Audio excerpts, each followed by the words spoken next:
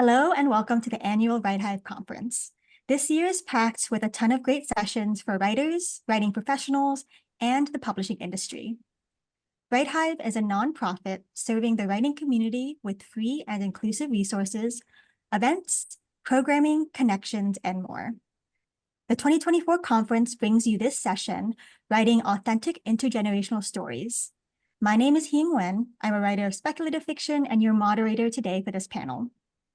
If you want more content similar to this topic, you can check out Marginalized Authors and the Found Family Trope from 2023 WriteHive Conference, and Cultural Family Dynamics and How They Impact Story from the 2022 WriteHive Conference. Now, I'll get started by introducing our lovely panelists, C.H. Hung, Mansi Shah, Patricia Tavormina, and Suzanne Crain Miller. C.H. Hung, she, her, grew up among the musty bookstacks of public libraries where she found a lifelong love for good stories and lost 20/20 vision for good. Her stubbornly rational soul intersects with an irrational belief in magic, which means her stories are often mixed up as she is. She writes science fiction, fantasy, and mystery, and dabbles occasionally in nonfiction, poetry, and drabbles. Her stories have appeared in Analog SF&F, Ellery Queen Mystery Magazine, Dreamforge, and Choreo magazines, as well as anthologies edited by Kevin J. Anderson and Christine Catherine Resch, among others. Read more at www.chhung.com. Mansi Shah was born in Toronto to Indian immigrants and raised in the Midwestern United States. Mansi Shah writes novels centering Gujarati characters that speak to generational differences across the Indian diaspora. Her novels include A Good Indian Girl, The Taste of Ginger, and The Direction of the Wind. Now based in Los Angeles, Shah left her longtime career as an entertainment attorney in Hollywood to travel the world and write full-time. Patricia Tavormina is an ambivert who has been writing and self-publishing across genres since 2017. She loves connecting with WriteHive every year and with writers and readers anytime, wherever they may be. Suzanne Crain Miller is an author who lives in North Carolina. She primarily finds ways to write about taboo subjects and marginalized people so that audiences meet and get invested in characters they may not cross paths with in everyday life. All right, I'm very excited to jump into the question today. So we'll jump into the first one, which is, what draws you to intergenerational stories and why are they important to you? And feel free to jump in. I definitely want this to be more of a conversation. Well, I feel like for myself, it's important. I think when I was younger, I often looked to books and even just the relationships around me to think about where do I want to go and not go. And so I think intergenerational stories often either lay sort of a warning path out ahead of us, or make us feel good about the future if we like the character and what they're doing. So yeah, I think it's very important because if we're living, we're aging. So we're all going to be a different age at a different time. And so it's very important not to just read characters that are where we are at the time. Yeah, and I think for me, because I grew up as an immigrant in North America, my life is so different from my parents and my grandparents. And so I think writing about intergenerational stories not only helps me understand myself and my generation, but really helps me understand my parents and their generation and some of the the issues that we can have growing up in these two different cultures, an Eastern one and a Western one. And so I think it really helped me understand the generations above me better. And I think that's just really important to understanding who I am.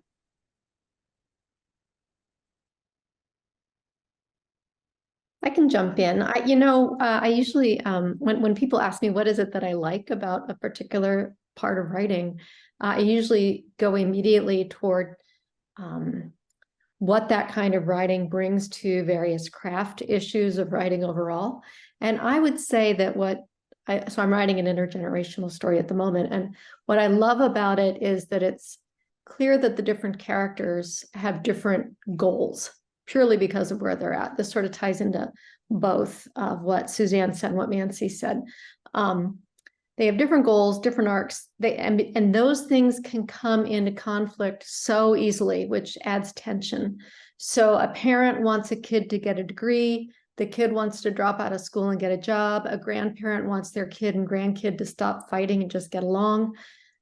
All of that is understandable and relatable, but all of it also brings in an instant conflict. So that's what I love about intergenerational stories.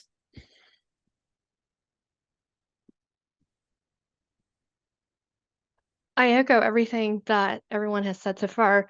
I think when you're younger, you don't think so much about intergenerational stories because you have this feeling of, oh, I'm going to live forever. I have so much time to learn on my own. But then as you age and grow older, you realize time is relatively short. And there's a lot of lessons that you probably missed because you weren't paying attention or you were too rebellious, when you were younger. I know that was me. I know that now that I'm older and I look back on my history, I know there's so many more things that I want to learn, and the way I learn it is through intergenerational stories. Also echoing what Mansi said about being an immigrant. I was born in Taiwan. My parents immigrated here to the States when I was a baby, and we're pretty cut off from the rest of my family because the only people who immigrated into the LA area where my family was my parents and my brother. And all my grandparents at this point have passed on. So a lot of the ways that I learn about my history and about my own family history is through the stories that my mom tells me or that I hear through the grapevine, when she catches me up on the family gossip, and so that to me has become more important as have grown older is just having these personal experiences of intergenerational stories handed down to me. So when I read it by other authors, I can see parts of myself and my family in those stories. All of that was really insightful, and I echo being from an immigrant family background where I think some things are preserved in story, right? There are some things we learn through story, and it's really lovely to see you all kind of incorporate that into your work. That kind of leads us to the next question, which is how do you personally understand or think of the word authentic when it comes to intergenerational stories? I'll jump in. This question for me is one that I really wrestled with, especially as my debut was coming out. It actually took me a very, very long time to get my first publishing deal, over 10 years. And so I changed along a lot during that time period. The world changed a lot. The publishing industry changed a lot. And so in that one draft, I was able to see how I became more comfortable with being authentic over the course of that decade. But I think for me, it really is from the perspective of that character. And so at the point when I had my debut published, it was really important to me to make sure it would read authentically to a Gujarati reader. Because there's so few of that. So I did not italicize words that would have been considered foreign because they're not foreign to that character.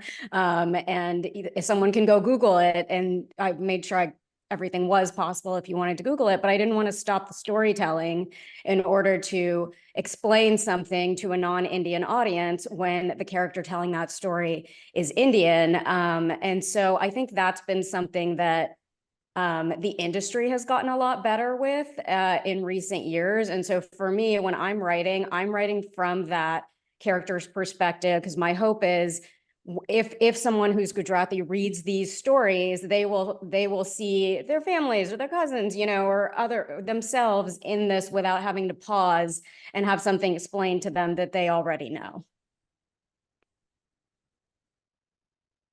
I think for me, authenticity also has to do with considering with intergenerational stories, not just thinking about the age itself of a character, but thinking about also how class and religion and different cultural variables will change what a person of a certain age thinks about and talks about as a character. I want to say it might have been the House of Sand and Fog.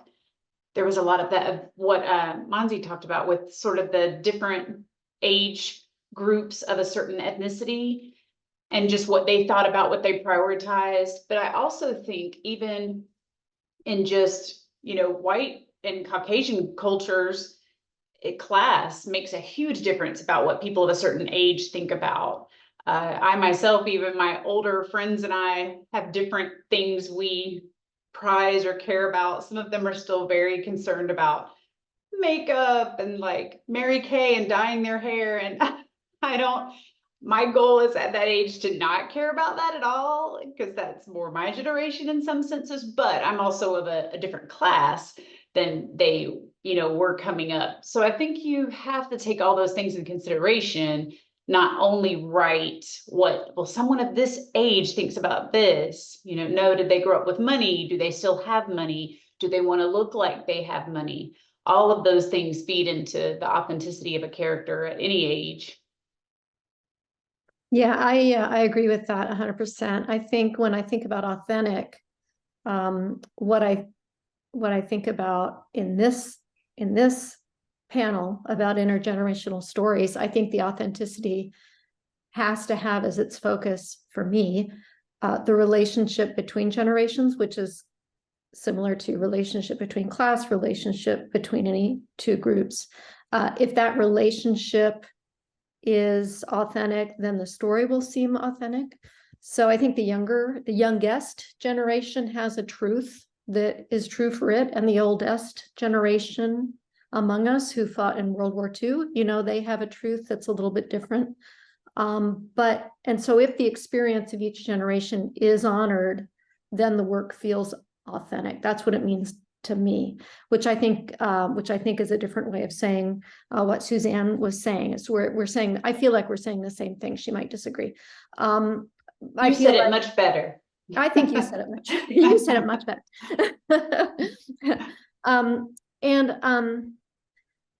I want to touch back too a little bit on the immigration thing, because that also, you know, plays in, like, what makes an authentic story among different cultures as well. I think the reason I'm on this, I'm not sure why I'm on this panel, but I think the reason I'm on it is because I'm writing an intergenerational story at the moment, and it's a woman who leaves the old world. She immigrates here.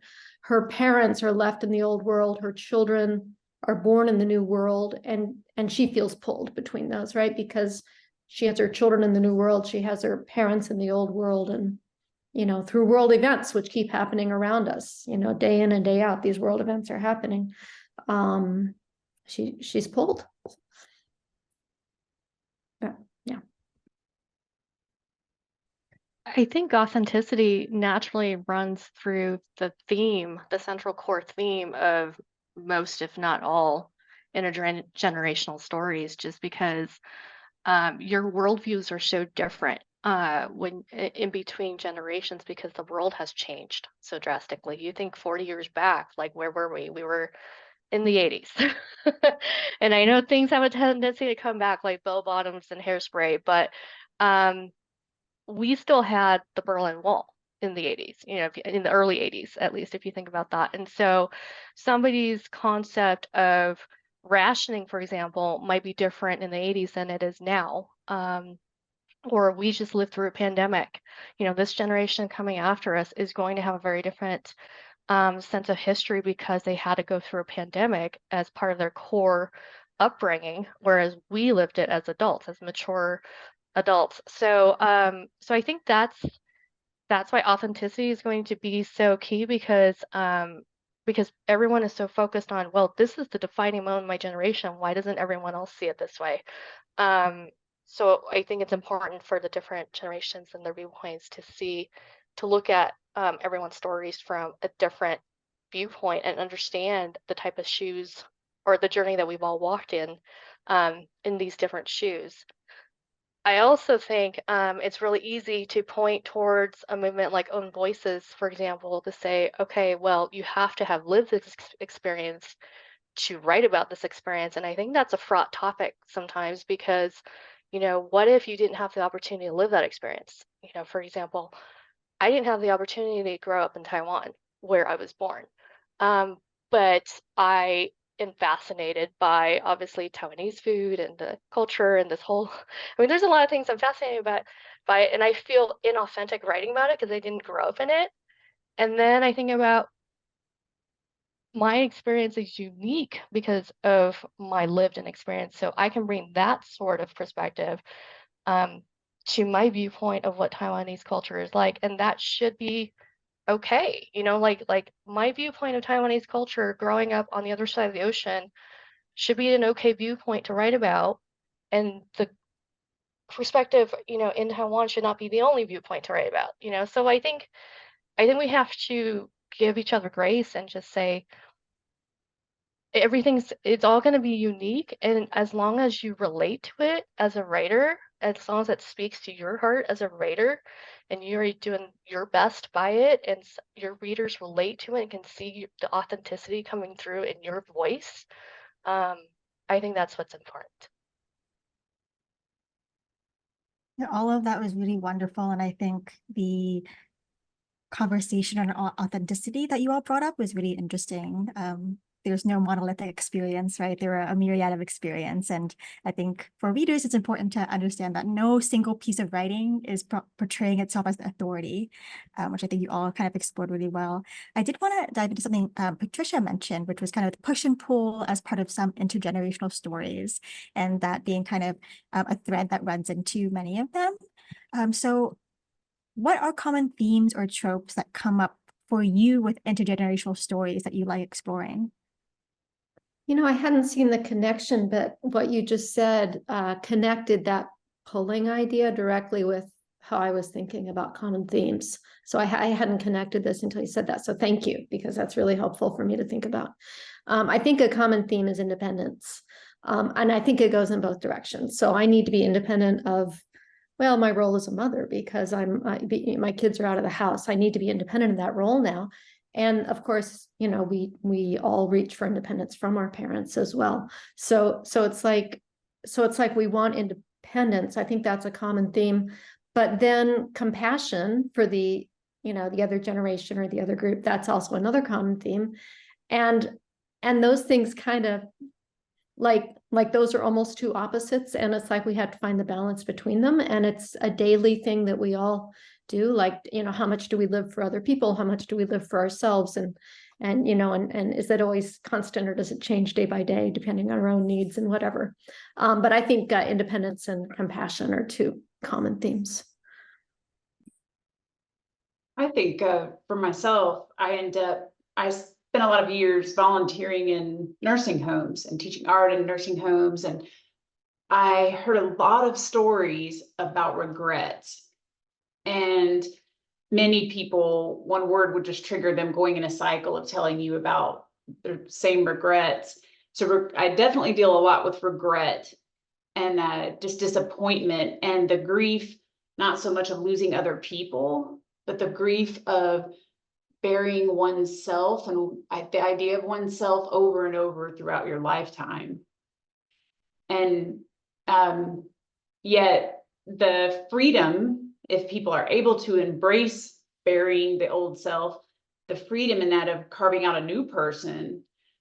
But yeah, when I think about it, I often do that with my older characters, where does go back a lot to their regrets about things.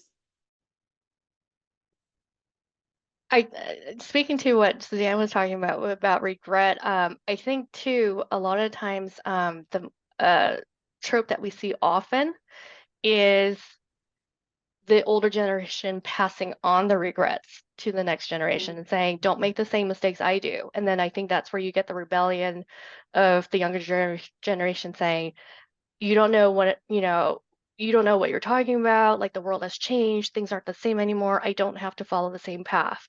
And then how that arc kind of completes a full circle in a story is that younger generation coming back around to the older generation and saying, okay, I see what you mean now. The lesson that you're trying to pass on isn't necessarily don't do what I did. It's be careful, it's that even though the world has changed, people may not have changed as much as I think they have. Whatever the case may be, that lesson, there's a core lesson that the younger generation learns that then they circle back to the older generation, say, thank you for that lesson. I see what you mean now. And that's where you bring in the compassion and the empathy that Patricia was talking about. So I think that's a trope we see often, is the circular story structure, where you start with the older generation going through their journey, and then it gets passed on to the younger generation, and they're like, no, I'm going to find my own path. They're rejecting the call, right? And then they realize, oh shoot, well, I could save myself a lot of grief if I've just studied what the older generation did first and learned from that. So I think another key trope that is often in these stories is just acceptance. It's the younger generation or even the older generation accepting that this is the new world. This is the new world that we all live in together, and we can learn from each other. And I think that's a very comforting type of trope, and possibly a reason why we love these types of stories. Yeah, I agree with a lot of what's been said here. I think one of the common tropes that I see when reading intergenerational stories, and that I certainly incorporate into my own, is sort of along the lines of what C.H. Hung was saying, in terms of that push-pull between the adult children and their parents. I tend to write in that space. And I think there is always especially when dealing with immigrant stories as well, where there's, the parent generation has an idea, a notion of what they immigrated for and what their children's lives are going to look like. And that's often not the case, because they're raised in a completely different society with a completely different value structure and different priorities.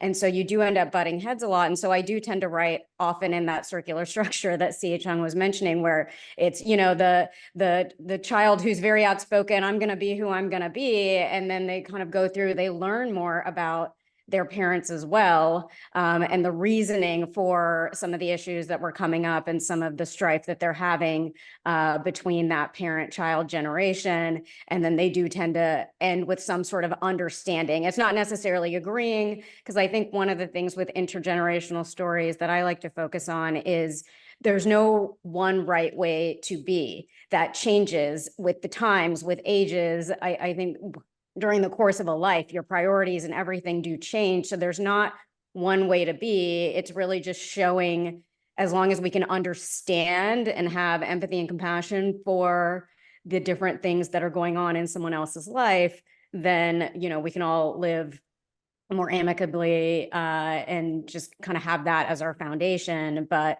I don't think there's ever any one right way to do things. So for all of you with both your own writing and maybe in reading intergenerational stories, how do you know when an intergenerational story has been successful?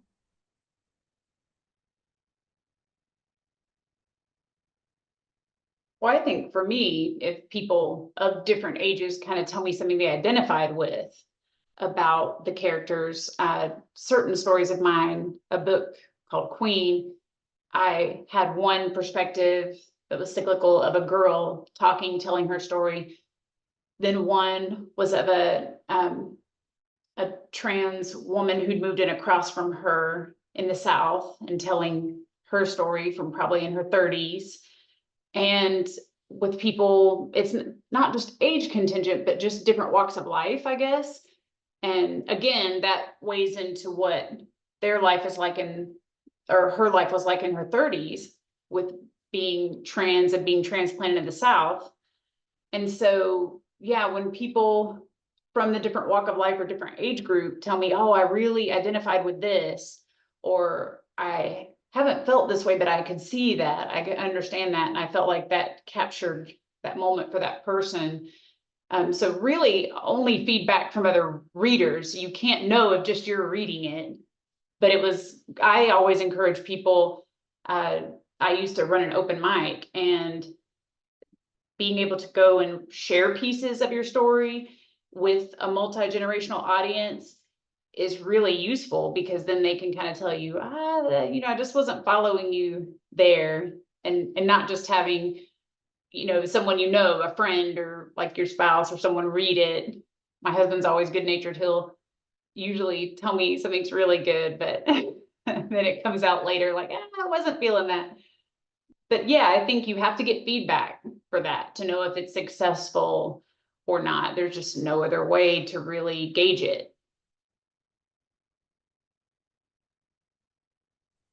As Suzanne said, I think it has to hit those multiple generations. It has to resonate with them. The first and strongest example I can think of is The Joy Luck Club by Amy Tan. I mean, that was transformative for me. I read it as I don't know, I think it was 10 years old, 11 years old, and I was like sobbing through half of it because I was like, for the first time, I saw my story and my conflict with my parents on the page. And then that book got made into a movie. And I still remember the night my parents were too poor to take us to the theater, so we saw it on a TV.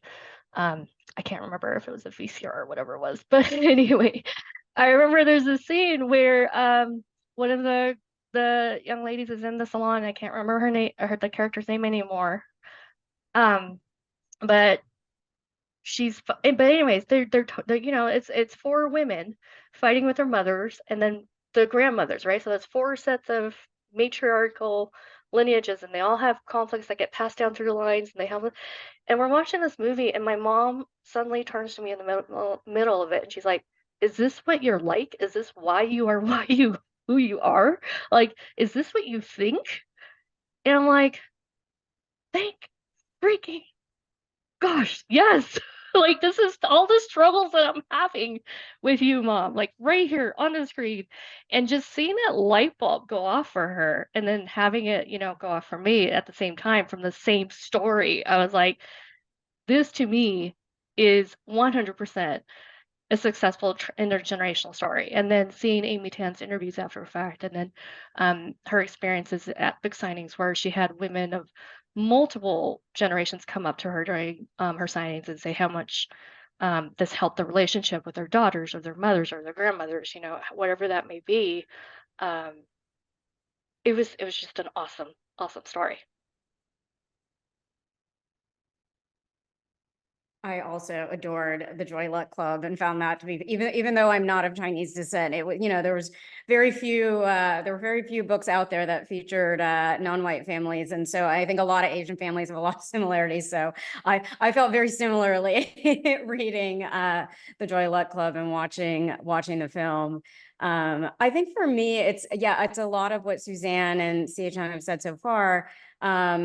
But if I also when I'm as a reader, if I can learn something about another generation while I'm reading, that to me is successful because you're always trying to learn about other people from other walks of life and things like that. So I think if someone writes something where after the book is over, I'm still thinking about a certain class of people, whether it's based on age or something else, and thinking about whether I need to reshape my thinking about that particular demographic, I think that's always nice. And then as a writer, I think if your book connects with people from different generations, you kind of feel like you've nailed it. Like my debut book is being taught to high school seniors, which when I wrote it, I was absolutely not considering, a 17, 18-year-old demographic reading that book. And I've had the opportunity to do some Zoom sessions with these classes over the years. And it's fascinating to me what people from that generation think of when they read this book. And so I think that, and the same with my own parents, my mom read my debut. My parents are not big readers, so my love of that came from somewhere else. But my mom read it and thought, oh, this is a good story of what our kids' generation is like, because we're a somewhat typical Indian family. We're not big on sharing emotional things. And so in reading this book, it sort of gave us a vehicle to talk about things that we wouldn't otherwise sit around the dinner table and talk about. Yeah, that's that'd be my I can't say anything as eloquently as everybody has said, but I approach this as a reader more than as a writer. And when I read an intergenerational story where I come away understanding the older generation or the younger generation, as CH said so beautifully about the Joy Luck Club, if I come away understanding that other generation better, then that's a success, plain and simple. And it's not limited, of course, to this particular type of story and any type of story if you understand the perspective better, which is why we read to begin with, to expand our compassion and to understand people. And the world is a beautiful place. And yeah, that's how you know it's a success. Could Yeah, we I add? Oh, I didn't know if we can add. Sometimes, you kind of formulate your thoughts a little better as you're listening and in agreement. I think I heard a motivational speaker once say that people with children, they have the child that they need, whether that's easy or hard for them. So I think often if you're writing about a parental type relationship, you're exploring what bubbles is this child bursting for that adult. And that's successful in that there's not much point to having parental interplay if there's not some type of conflict of the bubbles being burst of what the adult thought the child would be or would want in their own ways. So then it's successful too. If you had a certain, amount of things that they sort of upended for the adult. Thank you for all of that. It made me think of, I don't know if anybody's watched The Good Place, and I don't think it's a spoiler. It does happen at the end, but there's an apology that comes from one generation to another, and it made me cry when I was watching it.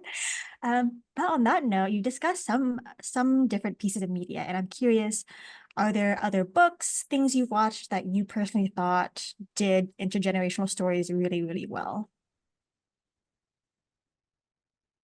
I will jump in on that one because my background is speculative fiction, and it doesn't really focus on intergenerational stuff, but that's what I cut my teeth on reading, and I still gravitate towards speculative elements in what I read.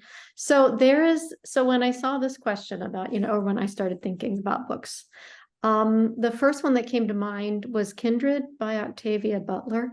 And she's not interacting with the mom is there, but that's not it. It's the generational trauma from 200 years earlier, which is a whole nother aspect of intergenerational relationships. And, it's a time travel book. She's a Black woman. She goes back to her slave owning ancestor in the South and has this conflict of, he's my great, great, great grandfather, but he is enslaving my people. There's all this conflict inherent in it. And it is generational trauma. I think it's, and generational relationships. So I would think so I'm just going to throw that out as a title with a speculative twist that might fit the bill.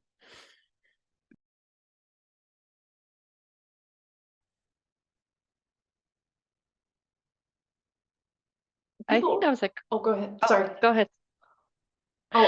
People don't often think of it as that, but I think it is because of all the interplay. I love Elizabeth Strout that did Olive Kitteridge, and there's so much interplay in the books and then in the adaptation of it as a series, with Olive, who's older, and many younger people in the town, and even her son. So I consider that one for me. I reread it from time to time because even though she's kind of a curmudgeon, I can identify with her a bit, and it makes me feel better about becoming older, because she still, even though she was kind of stern and tough, people valued her and she was helpful in her own way. So that's one of my top favorite ones.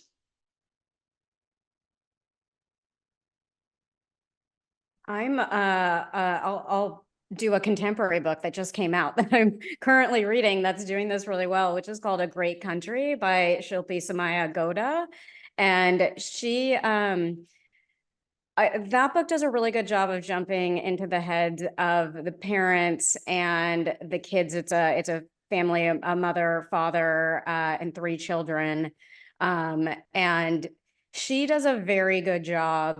It's the first book I've read of hers, but she does a very good job of laying out these different perspectives in a really quick, fast-paced way. I feel like I've otherwise read books where there's really like a long section that's devoted to a particular POV. She jumps pretty fast. It's almost omniscient as she's going through it. But I think she does that really well. So I think this was an interesting question for me because I struggled to think of examples in Western fiction, in speculative fiction too, which I love. But Patricia's example with Kindred was amazing. I wish I thought of that. And I think I don't know why. Like I don't have an answer as to why. I just think my theory might be just the story structure of telling a story about community, about intergenerational lessons and stuff like that just might be more prevalent in other types of literature than the Western Eurocentric literature that we grow up with. If you're educated in the States or Canada or, wherever you might be. So when I think of great examples, I mean, Amy Tan was one, right? Like for a long time, I refused to write anything with my heritage or my Chinese background in it or Taiwanese background because I did not want to get compared to Amy Tan because I was like, she's already amazing. I cannot live up to that. And so it was really only in the last several years that I started being more confident in bringing that part of me out in my stories, and especially in speculative. Like there's concepts in semi-speculative fiction that come from my Eastern heritage. Lisa C was another one. Lisa SEE is her last name. She's of mixed heritage, but part of her background was the Chinese immigrants that came over to build the railroad and established families in San Francisco and then migrated down to LA and built the Chinatown in LA. That was her family. So reading her stories from that has been illuminating for me. And then Maxine Hong Kingston was another one that I grew up with where like her style of storytelling was just very familiar to me, very comforting because it appealed to that part of me that was not being seen yet when I was growing up in the 80s in current literature. I think there's probably a lot of great examples now that are much more current. But yeah, to me, it was an interesting thought process as I wondered, okay, why is it like, for example, Star Wars?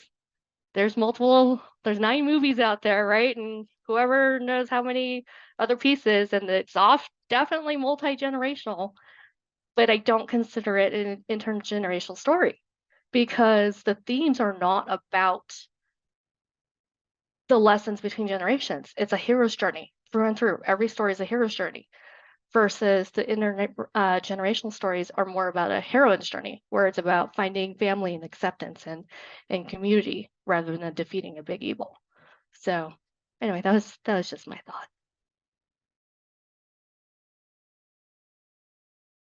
A Man Called Of is another really good one too. That's very good with of kind of getting to know all of the neighbors of different places and ages in life. That's a great one. Could you repeat that one more time? A Man Called, now they say it different because I think, is it Danish? I forget what it is originally, but I think it's I think Uwe. it's Danish. But we, over here, everybody says of, A Man Called Of, but I think it's Uwe, A Man Called Uwe. And it's really well that they did the adaptation of it is really well done too. The American adaptation and the Danish adaptation of it is really good. But he is kind of, a curmudgeon that is in a sort of a cul-de-sac of a subdivision and the different families coming in and their children and relating with the different people and the problems that didn't used to exist when he was their age.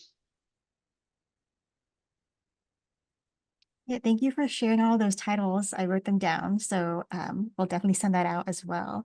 For speculative, there's one that I read recently that I think is really well done. It's a novella by Ai Zhang. It's called Linghun, but it has different generations of that story, and the conflict is inherent there. So I definitely think there are stories in the speculative spaces, and it'll be exciting to see more come out. You just reminded me of one, Hien. Oh. Okay, yes. So I've heard of I haven't read that one yet, but Elliot de Bedard, oh, gosh, I am butchering her name. Elliot de Bedard writes intergenerational stories set on space stations and spaceships, and it's just this incredible concept. Um, and it starts with a novella called On a Red Station Drifting. I think it was written in, I want to say, the 90s. And she has a whole series built around this world. It's like sort of mine ships and mine stations. So spaceships and space stations run by human minds. And she brings in a lot of her Vietnamese heritage in it, and she lives in France, so she's got some French influence as well. And I know the more famous version is The Tea Master and the Detective. That's a Sherlock Holmes pastiche type set in the same world. But that actually, On a Red Station Drifting was a great example of an intergenerational story set in space. Yeah, along those lines, I don't know if this fits or not because it's, but if we're taking titles, I'll throw this one in as well. Sue Burke's Semiosis, it follows different generations, like each chapter is the next generation. It's a colonization story on a planet. So I don't know that it focuses on the intergenerational lessons, but the generations are each distinct from the one that came before, as humanity has to live in this new world over time. So it might tickle somebody's fancy. I thought it was pretty good. Yeah, thank you. I definitely have a long reading list now. To kind of pivot a little bit, what do you think are the biggest challenges when it comes to writing intergenerational stories? I think technology is a huge obstacle in a way because it's made everything fast forward. So my relating even to my parents is not like it would be for kids now to relate to their parents. Recently, my masseuse was telling me she went over to see her dad, and he's in his 80s, and he said something that really dawned on her. He said, my generation is the first generation that is not smarter than their kids. We have to ask you so many things and get so many things, advice on with technology and everything. And I thought, wow, that's true. Like, parents have always become more dependent physically, but not often mentally on their kids to a point, at a certain age. So technology and just how fast paced everything is has changed. It's almost like dog years with how many years are really in between you now, and the understanding of what life is like for that generation under you. It's almost like two generations under you in a way because of technology.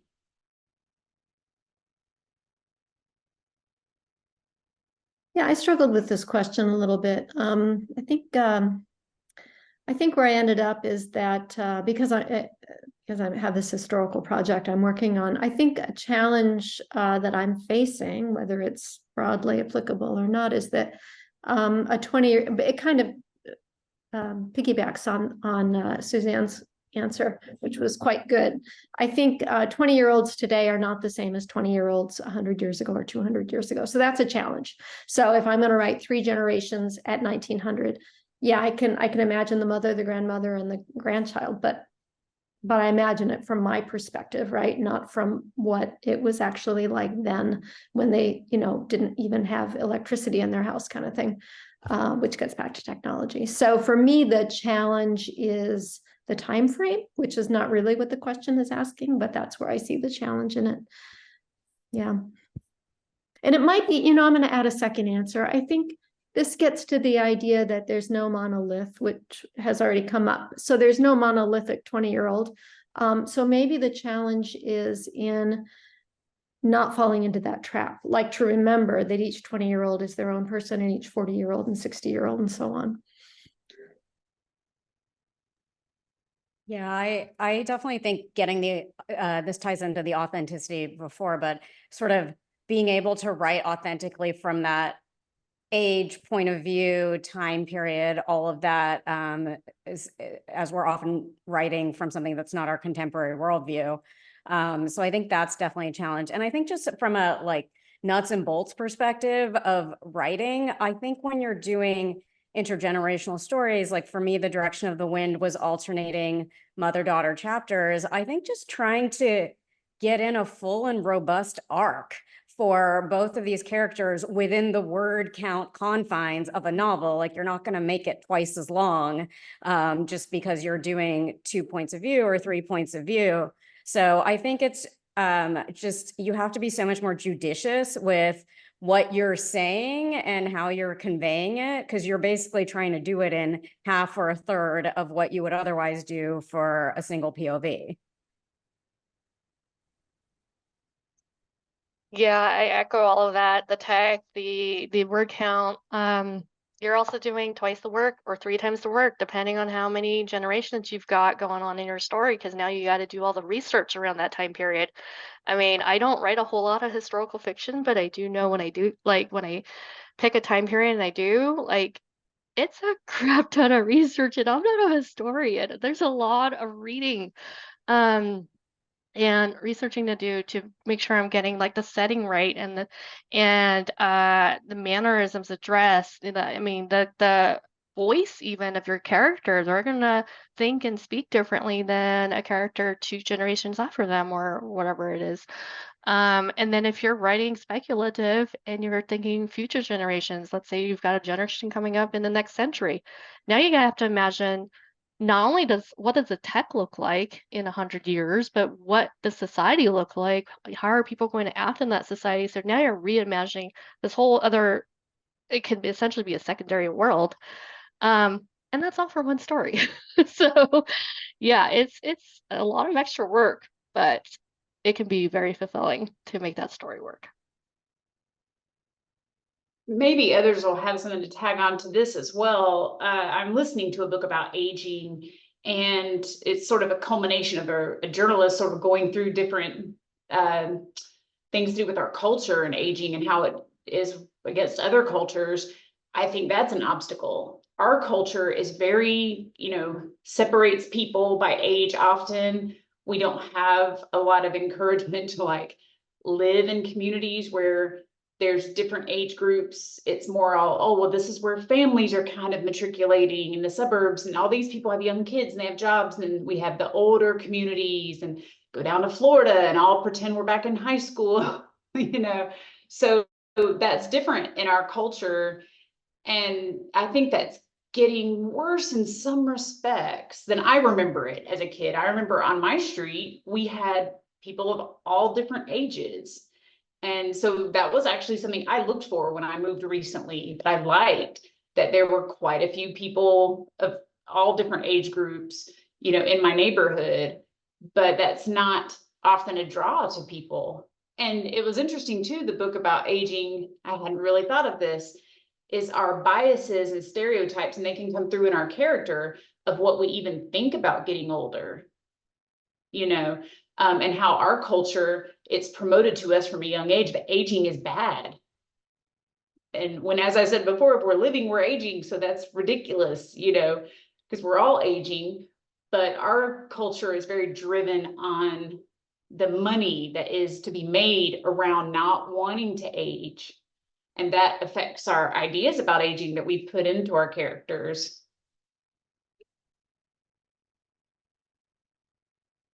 Yeah, I think that's all very interesting, and it reminded me, I don't know if you've heard of that. He's like some billionaire who like gets his son to donate blood to try to get himself to be younger, and it sounds like a sci-fi story, but it's not. So I think, those type of stories are very common and easy to explore in speculative with generations. Or what is it? There's a group actually of people who, oh, I wish I could remember their name, but I saw a little documentary about them. There's a group of people who actually have their heads preserved, so they will be brought back to life. It's very expensive. And they were interviewing the older man who goes and makes sure all the machines are on, keeping their head preserved so that they will be born again at some point in the future. They think that's going to happen. If you look it up, I forget where it is. They actually have this huge facility, and a man has to go and regulate the machines, so they're not technically aging. They're going to live forever. Walt Disney. I mean, it's crazy. horrifying because it's like in the three body problem. We don't really know what those heads are experiencing. They might, like like we don't know. Like, it's horrifying. What I if they're shocked, aware? yeah. What if they're aware? How horrible would that be? Yeah, I was really shocked about that. But yeah, the links people go to, and that ties into characters, the links that people will go to not age or to preserve a way of life that they have is always fascinates me. Yeah, I don't know if this is another title, but it gets but the three body problem does integrate in speculative fiction, does integrate the past so nicely. And I mean, maybe if any of you read it, maybe you can say whether the intergenerational aspect was there. I just saw it on Netflix, but certainly the sweep of time is there with different pressures at different points. All right, I'm going to take a little bit of a hard left and ask my kind of meta ending question, which is, if we think about maybe writing generations or generations in genre or literature, are there any kind of generations you find yourself to be part of that you think you're kind of, the next generation of? Or alternatively, what do you hope other writers in the future take from your work? I don't know if anyone else is, but I'm a 90s, pretty much came up in the 90s and coming of age in the 90s in my teens. So I'm kind of a grunge baby. And it's like, what do all the 40-something-year-old grunge babies do now? It's different aging when we sort of were disillusioned a bit. Had some of the mentality, I guess, of hippies before us, where we were disillusioned with what was happening and sort of the plasticity of the 80s. And so I would say my generation really wanted people to maybe not look at, just having the next best thing for just having it. And that just accumulating wealth, accumulating things wasn't necessarily the best thing just because that's what was shown to us. And so, yeah, I think some of that definitely affects what I write and what I want to show in my characters. And I think I'm always looking for my characters to sort of be able to just burn the house down and rebuild, not trying to prop up a house just because that's what you inherited and you were given. And so that definitely comes through, in different age ranges with my characters. That's an interesting answer. Suzanne, you're saying so many things that fascinate me today. Everybody is. I'm getting so much. This is the panel I needed. So, because I'm getting so much from it. But it's interesting to me because we haven't really talked about whether we come from the same generation, different generations, wildly different generations. And we don't come from wildly different generations. But, I think my earliest memories are early 70s and Vietnam stuff and things like that. So by the time the 90s rolled around, I was busy thinking about getting married and having kids. I wasn't thinking about I was thinking about the world then from the perspective of someone with babies who wanted the world to be right for those babies, which is sort of different than if I had been, in my teens or whatever during the 90s. And then all of it colored by, it's weird. I grew up with enough awareness of hippies in the 60s and anti-Vietnam protests and that sort of thing. I was very small, but I grew up with enough of that I was always wondering throughout my teenage years, like what would be the issue that I would then respond to and march against and act toward. And we had two issues in college. One was like AT&T becoming a monopoly, and that hardly felt like it stood on the same ground with, Vietnam protests.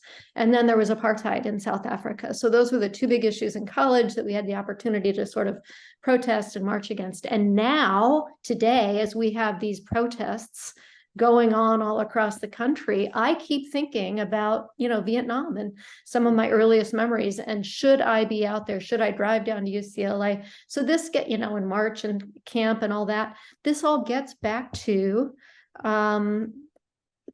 how we, the generation we're born into and our earliest sort of what makes our earliest fiber. So that's the generation I'm in. In terms of writers, I mostly associate with people like you guys. So I was born in what Joel Hausman called the Star Wars generation, and I find it to be the perfect description because I'm in that gap between Gen X and millennials that gets forgotten. Okay, like you get the demographic breakdown, and my year, whatever reason, always gets left out. It's just not on the chart. It's literally not on the chart. So, but we were on that cusp between the analog world and the digital world. And so we see both sides of every coin. And I find myself in that intersection observing those viewpoints a lot, of, okay, everything that came before me was colored by the fact that we didn't have the internet. And then everything after me, oh, we have the world at our fingertips, pretty much almost literally. And now it's like the universe is our possibility. And so I think seeing that clash of viewpoints of this is what we were capable of before and this is what we're capable of now, influences a lot of what I write and what I put into my characters. And I think that's why I'm naturally drawn to intergenerational conflict and story structures because that's what I grew up with. And when I think about 9/11, for example, that happened right when I was in college. In your college years is when you're forming all these strong opinions and thinking about what you want to do as an adult. And that happened in the middle of my college years. And so I think about that as like, that's kind of like my halfway point as of this point in my life. Now I have the pandemic. That is another global phenomenon. So I think about like these various tent posts and milestones in my life and how that's going to shape my writing coming forward. And I think about the type of stories I want to leave for the future. I don't have children. Like I have made the choice not to be a mother because I know that it's not for me. I fully believe in raising children by a village. So I'm very happy being part of a village, but as a parent myself, that's not for me. So for me, the idea of legacy has a different meaning. And so, it is interesting. I write a lot of mother characters. So when I think about the type of legacy my stories, what I want my stories to have, I want them to have the same impact. I'm sorry, as Amy Tan. I want to be able to affect someone the way she affected me when I was a prepubescent teenager trying to find my way in the world and trying to tell my mother this is how I felt, and I didn't know how to tell her. So that's the type of impact I want to make. I think one of the things you said, so my kids are the same way. They're not going to have children. I think if I was 20 now, I would probably, or 30, I would be like, no, I'm not going to have children. I've told them that. It's kind of a hard conversation to have because then you take it. And it's like, well, what do you mean you wouldn't have had us? It's like, well, it's just the world has changed. But I think that that's interesting because there is this, because the generation now of young people, the generation that doesn't want to have children and the older generation, plus all this political pressure to have children. It's like, that's a conflict that's going on right now. Yeah. Oh, you would not believe the comments I've heard from people for the last 25 years. As soon as my baby factory went in online, they're like, all right, when's it popping out kids? I'm like, never. You brought up a good point, though. I myself we chose not to have children either. My husband and I, and my sister chose not to as well. I think you brought up a good point that legacy affects what you write too. And if that person has children, if they don't, if they're thinking of legacy, I think codependent people don't think about legacy. They just think about who's doing what for me. And I have my caretakers I popped out. But some people, if they're self-actualized, they're thinking about legacy. So that is important to know if your character, do they have children? Do they want to have children? Did they have children and lose children? That kind of thing is very important. Yeah, I connect with so much of what C.H. Hung said. I'm also child-free by choice. I think I'm the tail end of the Gen Xers, but that analog digital space resonates with me so much. Like I remember the rotary phone, and now I look at 6-year-olds with iPads and I can't even fathom it. And I also just, the privacy aspects have all changed. So I think also when you're writing intergenerational stories, like I am thrilled, no social media was there when I was going through high school and even college. And so every dumb thing I did during those formative years is not memorialized somewhere for someone to find later. And so I think that would also be hard. You know, I see people who post tons of stuff about their young children, and children don't really have a choice about that at certain ages. And so it'll be interesting to see what happens to that generation as they grow. But I have tons of friends with kids who are like 5 or 6. As soon as a phone's in front of them, they start posing for it. Like we didn't do anything like that. But I think that also kind of goes into what we were saying before in terms of when you are born, sort of the period of time you're living through, that all creates a certain sense of identity, a certain sense of belonging. And so I think like the two themes that are most prevalent in my work are identity and belonging, and how that shifts over time, over cultures, things like that. Because each of my books takes place in a different country. It always features Gujarati characters, but they go around the world. And so I'm often dealing with a myriad of different things that are at play. But I think for me, the biggest thing is just having people think a little more deeply about their own identity and the identity of others after they've left one of my books. I thank you all so much for that. I would love to end with you all kind of giving a little shout out to your work, something you're currently working on, and if you have a place where folks can find your writing. Yeah, so I actually have one coming out hopefully at the end of this year with Inked in Gray, working on the edits for it, called Souvenir. And it's sort of a serial killer psychological type book. And then I have one that's in the picture with me, Temperatures, that was published last year by Winding Road Stories. And that is a Southern sort of detective story, in a way exploring kind of the South in 2020 and 2 cops and sort of this big inciting event that happens one summer. And my work can always be found at tattooeddaughter.wordpress.com. Don't do much with social. I have to for work, so I really don't like to do it personally much. I also read Stolen Focus. I have to get my plug in and change my mind about a lot of that. So I always do my blog, though I have for over probably 15 years. And just currently working on kind of a subversive dystopian cannibal piece. So we'll see where that goes. And yeah, I have a few more minutes. Do you want me to, Mansi, do you want to go next? Sure. The Direction of the Wind, which is on my little window, that came out last year, and that is a mother-daughter story that takes place primarily in France, with a little bit of it taking place in India. And that's a story of a young girl who thought her mom had died when she was a young girl, but turns out her mom had left the family and moved to Paris. And so it's her journey of trying to find her mom, and it's also her mom's journey of when they're in France. And I have my next book is coming out on September 3rd in America and August 20th in Canada. Is called A Good Indian Girl. And then I'm working on, that one takes place in Italy. And then I'm working on one for next year, which takes place in Singapore. My handle on social media is PL Tavormina, and you can call me Patty or Patricia. And and the stuff I have on Amazon is climate fiction. That's as long as we're talking about generations and our parents and where we come from and our children and what we hope to leave for them and all of them lessons. You know, I write climate fiction because my background is in climate science and other kinds of environmental science.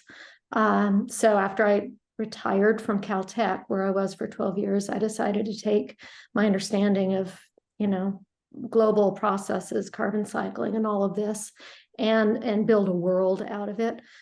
So the people on my world, they see carbon dioxide. I feel like if we could see carbon dioxide, we would be making different choices. So I envision what that would be. So they see carbon dioxide, they live Earth history to also help us understand our place in 4.5 billion years, because we've only been here for, you know, the smidge of time that humanity has existed. So I created a world in which people have that bred into their bones, where they understand, they see Earth history, they live it, and they see the air.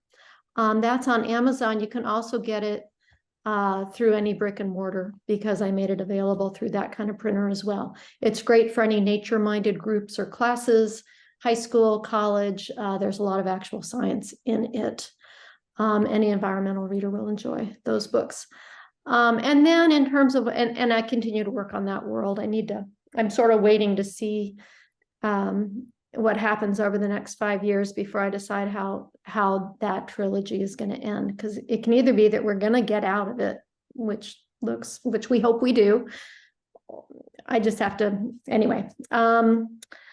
My current project is a little different. I'm working on a historical project of my grandmother's immigration from Bologna, Italy. And so all that research has been fantastic. I'm learning so much about Italian heritage and history, and the challenges she faced coming over. So that's purely historical fiction about an immigration story. P.L. Tavormina, and thank you for the opportunity to be here today. I'm pretty easy to find. I have a website at www.chhong.com. I'm not very prevalent on socials like Suzanne. I hate it. And I don't even have work as an excuse. I'm just a very private person, and I don't share a lot on socials. But I'm there if I have to announce a new story or something like that. My latest publication was an Ellery Queen. It was a mystery. That one happened to not be intergenerational. Most of my publications are short fiction. The one in Analog was intergenerational in the sense that it used time dilation. And so it was about a space hero who needs to find her place in the world after realizing she's in a completely different generation now than the one that she was born into. I'm currently working on a couple of different novellas, and hope to be starting my self-publishing journey soon. So stay tuned. Thanks for having me. Right. Thank you all so much.